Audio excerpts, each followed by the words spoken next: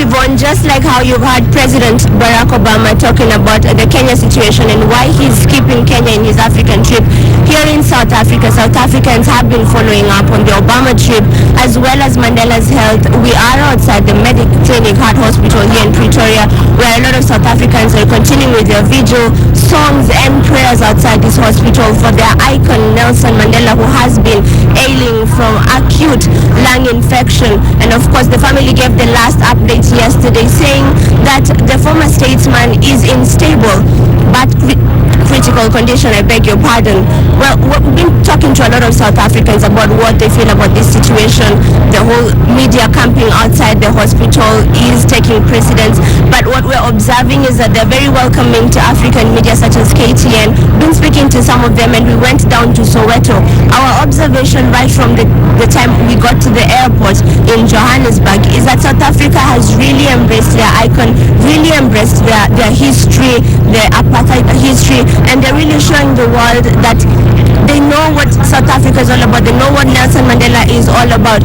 We took a visit to Soweto, Vilakazi Street, where Nelson Mandela's house, where he lived right before he was sent to prison, and after that, and we took a tour into the house, found out it's now been turned into a mini museum, and South Africans are really proud about their history and the legacy that Nelson Mandela has left for them. Well, I want to take you through a tour personally that we went through earlier on today.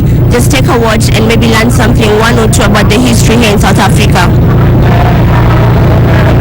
11 February 1990, Mandela was released from prison.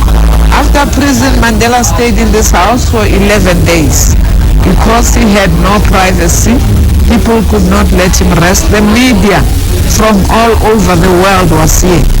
People from all angles will come here, sing revolutionary songs inside and outside the yard. So after 11 days, he moved to a bigger secured house where Winnie is now, not far from here.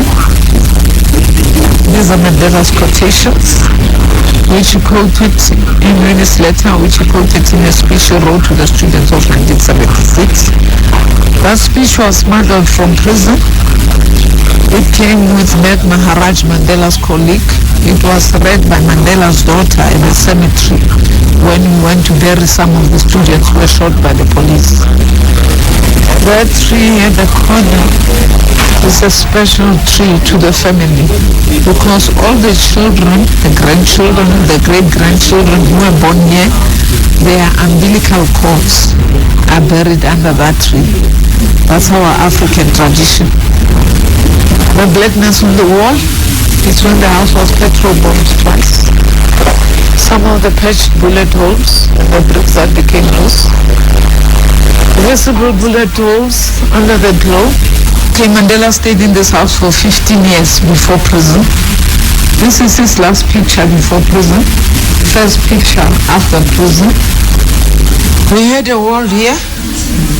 This wall was built by Winnie to partition or to divide the living room from the kitchen and to protect the family from police attacks. And those are one of the dustbins that we used during the 1976 Soweto uprisings to shield bullets from the police. That's a replica of the old stoves which were used then because the houses did not have electricity. This shot was taken 2009. Mandela, Winnie, the daughters, the three granddaughters, the great-granddaughter who was killed in a car accident when South Africa hosted the Soccer World Cup. This was the main bedroom, or the parents' bedroom as we used to call it. That's Winnie in the middle, the daughters on the sides. This bed, it's not Winnie's, it's not Mandela's. It belonged to one of these girls when they were young. It was brought here 2009 after the house was restored back to originality. Whilst they are waiting for Mandela's original replica. If it comes, this one will go back to Winnie's house. The only remaining thing that is the cover that will remain on the bed. That's a special blanket, traditional from Kunu. The state of Michigan It's when the Michigan legislature asked George W. Bush Sr. to apologize to Mandela on behalf of the CIA for helping the apartheid government to capture Mandela, but Bush did not apologize. This was the children's bedroom. Mandela was given this belt as a present by Sugar Ray Leonard because Mandela was a boxer himself before he went to prison. These are his military boots which he wore in different countries. Ethiopia, Tanzania. These were Winnie's military boots she wore in Namibia. Winnie in a military gear. This is the emblem of the ANC military wing.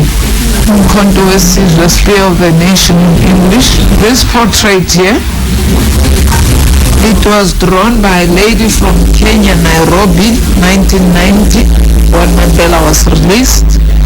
Those loosening chains from prison, the shackles, the footprints, symbolize this long walk to freedom. The two Nobel Peace Prize winners who come from the same street, Bishop Desmond Tutu and Madiba.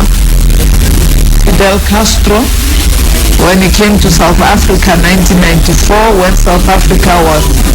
when Mandela was sworn as the president of the country, 1994. Well, I think it's great, and it opened most of black people's minds after this. Moreover, after visiting these heritage sites, the Mandela Museum at Peterson. We all know that he's a pivotal person in this time that we live in, and he's, as we said, sacrificed a lot, and we know, and it makes us feel proud. He is the one who paved the way for our generation today, so we are able to know each other better, unlike in the olden days where our parents were separated from white people, where they were brutalized, where they were killed, so he means a lot to us.